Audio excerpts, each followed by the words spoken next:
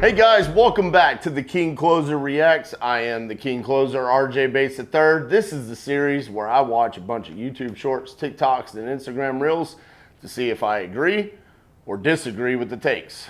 Let's get into the first video. Wholesaling in 2025 isn't what it was last year. Here's what's changed. Sellers are savvier now. Your pitch needs to evolve. Buyers want real deals, not inflated junk. You need systems like a CRM, lead flow, and follow-up sequences. It's no longer hustle only. It involves skill and strategy.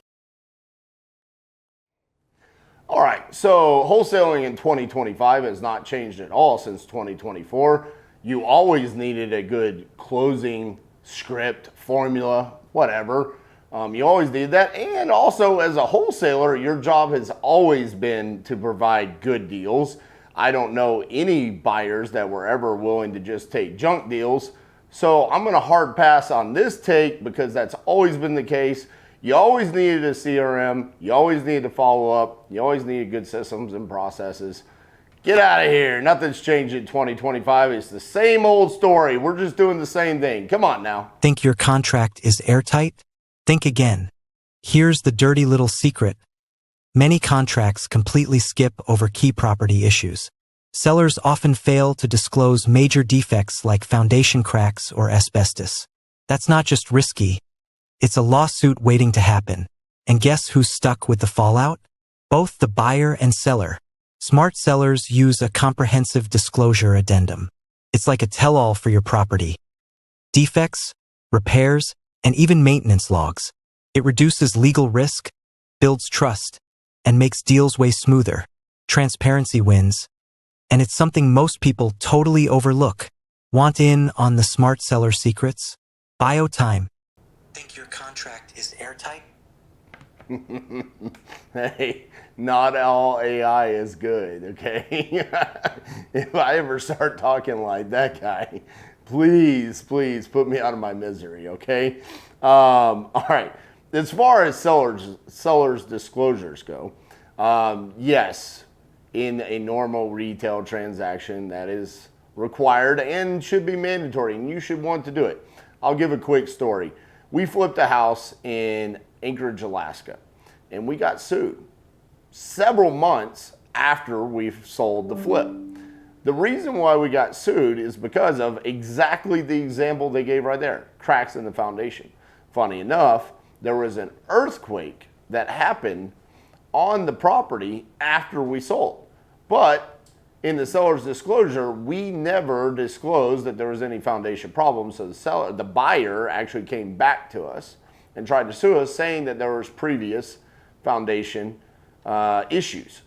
Now that being said, seller's disclosure was signed and filled out correctly by us, and we won the lawsuit. We didn't have to pay anything, so no harm, no foul. But that seller's disclosure is what protected us. So if you're flipping a house, doing a wholesale, or even a novation, you need to make sure that you do a true comprehensive seller's disclosure. In a wholesale transaction, though, it's not as important. Listen, we're buying the property as is, where is.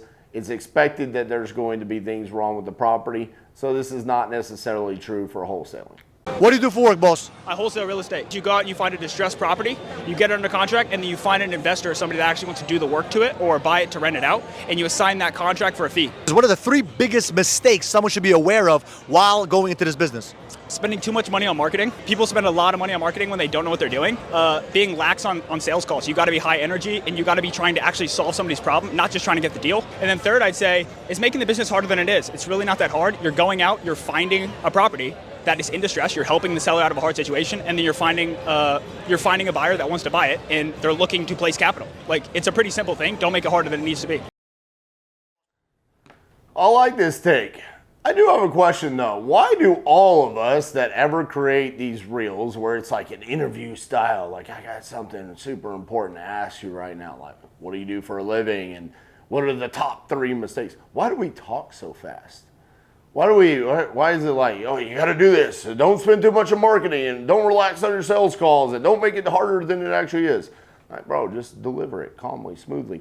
I do the exact same thing, so I'm just busting balls. But I will say, spending too much on marketing, Yeah, I also think there's another problem in the industry where people don't want to spend any money on marketing, right? I talk about it all the time. We're in the golden age of wholesaling. You can go in and get leads, $29, $30, $35. We show it all the time. TU students closing deals, I'm closing deals. And people go, yeah, but RJ, cold calling's cheaper. I see that a lot more than someone coming in being like, yeah, but screw PPL. I want to drop 25 grand on direct mail. Like, where are those people don't actually exist. If they do, they're probably old dogs. They've been around for a long time. They believe in these old methods. But I think that's more of an issue than spending too much money on marketing. Now, as far as the sales calls, the closing, yeah, we need to improve as an industry. I'm fixing that problem. And then the last one, overcomplicating this business. Yeah, I'm fixing that problem too. So don't worry, man. I'm fixing all the problems for you. To be so honest with you, I love working with wholesalers. I love the hustle that I see within them. I love the spirit in their eyes. I love them going out there and getting those deals and making those connections and those communications with people. Like, awesome. I absolutely love. I'm an account executive at Legacy Title, and I am in the Keller Williams Metro location. So I deal a lot with real estate as far as residential. Is what I primarily focus on. Okay. But one of the things that I really thrive on and thrive in is that wholesaler entity part of a transaction. So when I get to be able to get my hands in there and get them dirty and clear that title and find out what's going on with that deed and finding out, what's going on with the other individuals that are involved in the transaction, that's putting the puzzle together, getting those pieces to the closing table. Awesome. And also acknowledging that, yes, an assignment, transaction, we do want to make sure that there's not a lot of visibility for that with all the eyes in the transaction. Hey, shout out to this lady at Legacy Title. She loves us wholesalers, which is awesome. We're always looking for title companies that want to work with wholesalers. But outside of the take, listen, I like to be funny every now and then. Maybe I'm just in a humorous mood, but that was pretty funny when she's like, I like to get my hands in there and get dirty. And he's like, oh, yeah. It's like, hey, is this a real estate short or what? What just happened? Where did we go with this? But listen, finding a good title company like that understands what we're trying to accomplish. I love the fact that she was like, hey, the ones that are dirty that, we're needing to solve a title issue. I like doing that. That's what you need inside of a title company and with your escrow officer. If they don't want to work with us, it's fine. There's plenty of those title companies out there. If you want to learn which title companies I use, right down in the description, there's going to be a free PDF. Go down, it's the market breakdown. Click on that link, download it for free. I don't even think you have to opt in for it. Just click it and download it. Use those title companies. I started my journey in Maryland. Maryland, like New Jersey, we call them blue states. Don't care about politics at all, okay? Don't care about gangs, so it's not about blue and red. But blue states typically, they can take up to like 2 years to foreclose on a seller. You can talk to a seller that haven't paid their mortgage since 2010 and they still haven't gotten foreclosed on. And they'll tell you, yeah, if you give me $500 for my house that is worth $100,000, then I'll sell it to you. Because they know they have all the time in the world. Red states like Arizona, here in Georgia, Texas, North Carolina, they're super aggressive. 3 months, in general, you're out of the house. Hey, he's right. I mean, there is a difference between blue states and red states. And like he said, it's nothing about politics, but it is about politics. I mean, listen, in some of these locations, they're not landlord friendly, right? This is where you end up with squatters. You talk to the tired, distressed landlords where they're like, I've got a squatter in there. They're not paying rent, and there's nothing I can do about it. And they end up just living in there for months and months, maybe even years on end. Same thing with these pre-foreclosures. I say this all the time. With us specifically now utilizing PPL, okay? And if you're going in and you're using like speed to lead, where it tells you the seller's motivation prior to purchasing the lead, financial reasons on the surface sounds like a great reason to buy the lead or even pre-foreclosure. However, pay attention to what he's talking about. The blue states, right? the Marylands, the New Jerseys, the Californias, the Oregons. Should we buy those leads?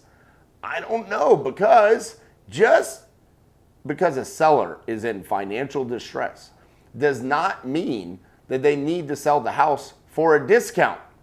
Like, I actually take a pretty strong stance on this, opposite of what Pace says, which Pace says, if I were homeless and on the streets and I had nothing but my shoes and I had to start over, the first thing I would do is go after pre-foreclosures.